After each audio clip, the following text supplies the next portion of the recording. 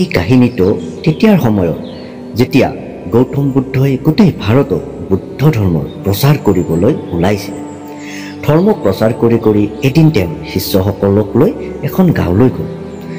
বহু সময় ধৰি ৰ'দত ভ্ৰমণ কৰাৰ বাবে তেওঁৰ বহুত পিয়াহ লাগিল সেইখিনি সময়ত। তাৰপিছত সেইমতে বুদ্ধদেৱে এজন শিষ্যক গাঁৱৰ পৰা পানী আনিবলৈ পঠিয়াই দিলে। শিষ্যজন যেতিয়া গাঁৱলৈ পানী আনিবলৈ আহিল, তেওঁ দেখিলে গাঁওখনত এটা সৰু নদী আছে, য'ত বহুত মানুহে কাপোৰ ধুই আছে। পানীখিনি লেতেৰা হৈ আছে। কিছুমানে নিজৰ গৰু ঘৰচীয়া জন্তুবোৰক গা ধুৱাই দি আছে, আৰু সেই লেতেৰা মলিবোৰ নদীখনৰ পানীত মিহলি হৈ নদীৰ পানী লেতেৰা হৈ পৰিছে। ইমানেই লেতেৰা যে চাব নোৱাৰি। তাৰপিছত সি সেই ঠাইৰ পৰা গুচি আহিল। শিষ্যজনে অনুভৱ কৰিলে যে গুৰুৱে এনেকুৱা পানী খালে অসুখত ভুগিব। সেয়ে তেওঁ সুধাহাতে উভতি আহিল আৰু বুদ্ধক সকলোবোৰ কথা কৈ দিলে। ইফালে বুদ্ধদেৱৰ পানী নাপায় অন্তঃকণ্ঠ শুকাই গৈছে। তেওঁ দ্বিতীয় শিষ্যজনক পানী বিচাৰিবলৈ পঠিয়ালে। দ্বিতীয় শিষ্যজনে এইবাৰ এটা পাত্ৰত সম্পূৰ্ণকৈ পানী লৈ আহিল। মানে এনেকুৱাকৈ আনিলে যাতে বুদ্ধদেৱে খাই পিয়াহ গুচি যায়।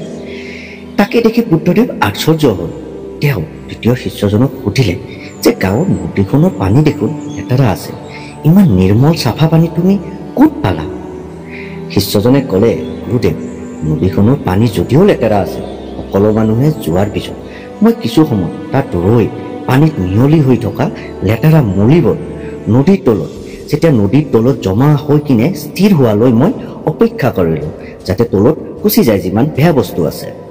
যেতিয়া সকলোবোৰ লেতেৰা তলৰ মাটিত জমা হৈ পৰিল, নদীৰ পানীও স্বচ্ছ চাফা হৈ গ'ল।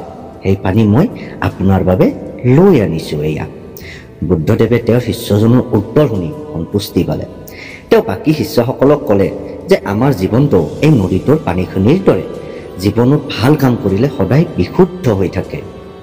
কিন্তু মাজে মাজে এনেকুৱা সময় আহে যেতিয়া আমাৰ জীৱনত দুখ আৰু সমস্যাবোৰে আমাক বেৰি ধৰে, আৱৰি ধৰে। এনে অৱস্থাত আমাৰ জীৱনটো এই লেতেৰা পানীখিনিৰ দৰে হৈ পৰে।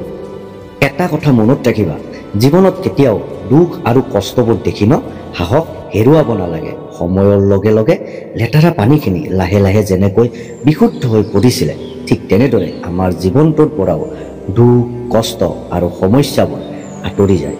আমি মাত্ৰ নিজকে শান্তি ৰাখি সমস্যাবোৰ শেষ হোৱাৰ বাবে অপেক্ষা কৰাৰহে প্ৰয়োজন। তো বন্ধু বান্ধৱীসকল, আমি সৰুৰ পৰা শুনি আছোঁ যে ধৈৰ্যৰ ফল মিঠা, কিন্তু আমি অধৈৰ্য হৈ কিনে সেই বস্তুখিনি আধাতে এৰি থৈ আহোঁ। কিন্তু আমি সময়লৈ কেতিয়াও নৰখোঁ, আৰু যদি ৰখোঁ তেতিয়াহ'লে নিশ্চয় ভাল ফল পামেই আমি। আপুনি চেনেলটো ছাবস্ক্ৰাইব কৰি দিব, ভিডিঅ'টো লাইক